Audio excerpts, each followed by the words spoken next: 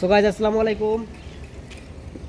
আমার সামনে আরেকজন মুরব্বি এসেছে। উনি এই এই বিষয়টা নিয়ে একটু আপনাদের প্রবলেম কি, আপনাদের রাস্তাটার কি সমস্যা? এই রাস্তা কাজ কিছুদিন করার পরে এই যে এখন বর্তমানে রফ করে থুইছে, এই যে খাল খন্দ হয়ে গেছে, কোনো গাড়ি ঘোড়া চলতে পারে না, এমন পরিস্থিতি পড়ে গেছে জনগণ। মানে খাল বিল হয়ে গেছে এই রাস্তাটা কোথায় সম্পূর্ণটাই। সো গাইস হ্যাঁ, তো একটু চেষ্টা করেন এটা তাড়াতাড়ি ঠিক করার জন্য। হ্যাঁ, এটাই আমার অনুরোধ থাকলো।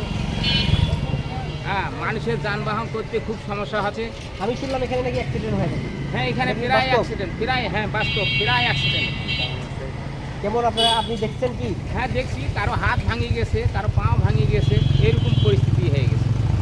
আর কম বেশি তো ভ্যান ট্যান ইয়েগুলো তো ভাঙিয়ে যাচ্ছে, রাস্তা তো খারাপ, সমস্যা। হ্যাঁ, এই হলো ব্যাপার। এইটা আমাদের অনুরোধ থাকবে, এই রাস্তাটা তাড়াতাড়ি একটু চেষ্টা করেন যাতে জনগণের ক্ষতি যেন না হয়। এই সো গাইস আপনারা শুনতেই পাচ্ছেন, আমার সাথে একজন চাচা এসেছে, আপনাদের সামনে কথাবার্তা বললো।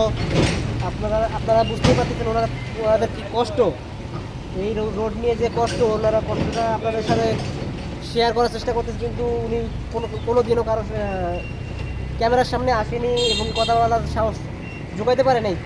এই বিধায় যতটুকু বলছে অনেক ভালো বলছে। আপনারা বিষয়টাকে গুরুত্ব দেন এবং গুরুত্ব সহকারে শেয়ার এবং সাবস্ক্রাইব করে এবং বিষয়টা আরও পাবলিকের সাথে সামনে তুলে ধরুন। এই আশা রেখে আমি এখানে আমার ভিডিও শেষ করতেছি। সবাই ভালো থাকবেন, সুস্থ থাকবেন।